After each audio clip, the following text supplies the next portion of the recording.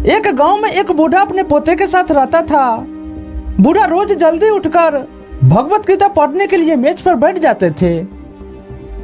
उनका पोता दादाजी का प्रशंसा करता और अपने दादाजी जैसा बनना चाहते थे, इसलिए पोता दादाजी की तरह सब कुछ करने की कोशिश कर रहे थे। तो एक दिन पोता अपने दादाजी के पास गया और कहे, दादाजी मैं आपको तरह रोज मेज पर बैठकर भगवत गीता पढ़ता हूँ, लेकिन मैं इसे ज्यादा समझ नहीं पाता हूँ और जो कुछ भी मैं समझ पाता हूँ किताबें बंद करने के साथ साथ मैं इससे भूल जाता हूँ।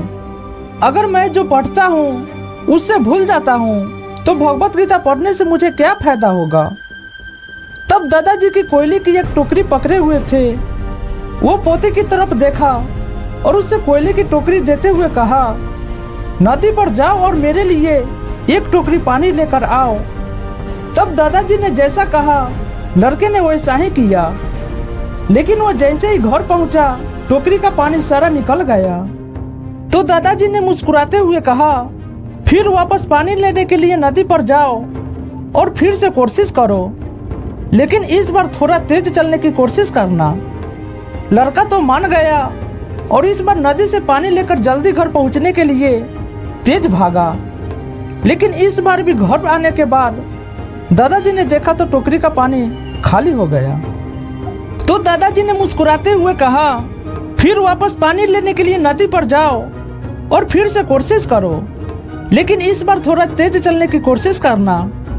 लड़का तो मान गया और इस बार नदी से पानी लेकर जल्दी घर पहुंचने के लिए तेज भागे।